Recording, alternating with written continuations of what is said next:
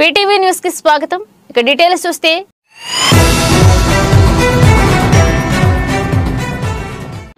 సనాతన ధర్మ పరిరక్షణ మనందరి బాధ్యత అంటూ పిలుపునిచ్చారు అమలాపురం రవణం మల్లయ్య వీధి యువత.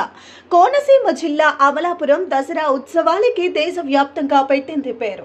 ఎంతో చారిత్రక నేపథ్యం ఉన్న ఇక్కడ చెడి తాలింకానా ఉత్సవాలను ఈ ఏడాది జనసేనాని రాష్ట్ర ఉప ముఖ్యమంత్రి పవన్ కళ్యాణ్ గారికి అంకితం ఇస్తున్నామంటున్నారు రవణం మల్లయ్య వీధి యువత. సనాతన ధర్మ పరిరక్షణ కోసం ఎనలేని కృషి చేస్తున్న పవన్ కళ్యాణ్ గారు అందరికీ ఆదర్శమని 110 ఏళ్లుగా అమలాపురం రవణం మల్లయ్య వీధిలో దసరా ఉత్సవాలు నిర్వహిస్తున్న నేపథ్యంలో సంస్కృతి సంప్రదాయం పరిడవిల్లేలా అంగరంగ వైభవంగా నిర్వహించడం జరుగుతుంది అని చెబుతున్నారు.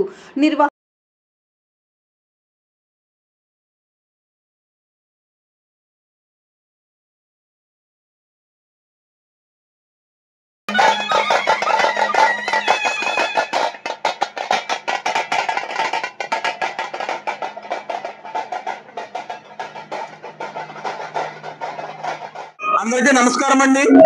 ఈ సంవత్సరం మేము అమలాపురం అది రవణం మల్లయ్య వీధి గరుడ విష్ణు స్వామి వారు విజయదశమి ఉత్సవం సందర్భంగా మేము ఈ సంవత్సరం 110వ సంవత్సరం దిగ్విజయంగా పూర్తి చేసుకుంటున్నాము. ఈ సంవత్సరం పూర్తి చేసుకుంటున్న భాగంగా సనాతన ధర్మంలో పవన్ కళ్యాణ్ గారు దేశం మొత్తం మీద ఒక ప్రపంచం సృష్టిస్తున్నారు. అలాగే సృష్టిస్తున్నారు కదా అని మేము కూడా ఈ దసరా ఉత్సవ కమిటీ తరఫున మా సనాతన ధర్మాన్ని విజయదశమికి పవన్ కళ్యాణ్ గారికి అంకితం చేసే ఉద్దేశం మీద మీ అందరూ కూడా అంకితం చేస్తున్నాం.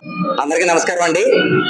మన అమలాపురంలో ప్రతి సంవత్సరం దసరా ఉత్సవాలు అంగరంగ వైభవంగా 7 వీధుల్లో చేస్తారండి.